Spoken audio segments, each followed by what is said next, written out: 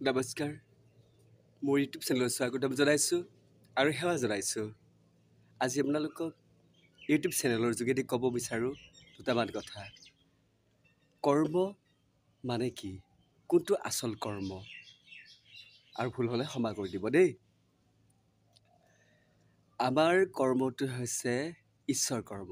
এইটোৱে পৃথিৱীত আচল কৰ্ম। এই কৰ্মটো কৰিলে আপুনি আনন্দ পাব, সুখত থাকিব পাৰিব আৰু এই কৰ্মত আপুনি জীয়াই থাকিব পাৰিব। সেইটো হৈছে ঈশ্বৰ কৰ্ম। যেনে ৰাতিপুৱা গোসাঁই ঘৰত বন্তি জ্বলোৱা, ঈশ্বৰক ভক্তি কৰা, আৰু সন্ধিয়া আৰু ভাগৱত শ্ৰৱণ কীৰ্তন কৰি ভকত সংগ কৰা, এইবোৰে হৈছে আমাৰ আচল কৰ্ম পৃথিৱীত। বাকীবোৰ সৃষ্টি কৰিয়েই থৈছে। এইবোৰ হৈছে আমি পেট প্ৰৱৰ্তনৰ কাৰণে চলি যাবৰ বাবে এইবোৰ আমাৰ পৃথিৱীত মায়া কৰ্ম। আৰু এই কৰ্মৰ দ্বাৰা আমি দেখিবলৈ পাইছোঁ কোনোবা এজন মহিলাৰ লগত লৈ যাব পাৰিছে, তো পৰা নাই।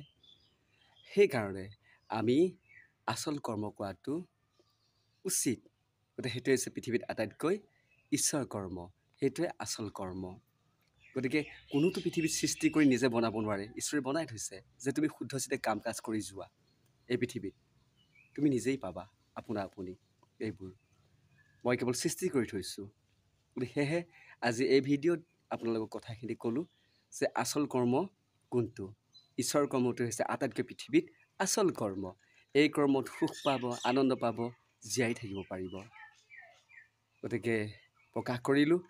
আৰু আপোনালোকৰ শান্তি, আমাৰ শান্তি, বিশ্বৰ শান্তি আৰু আপোনালোকৰ আটাই ভগৱানৰ ওচৰত প্ৰাৰ্থনা জনাইছোঁ যাতে ঈশ্বৰে আনন্দত ৰাখে।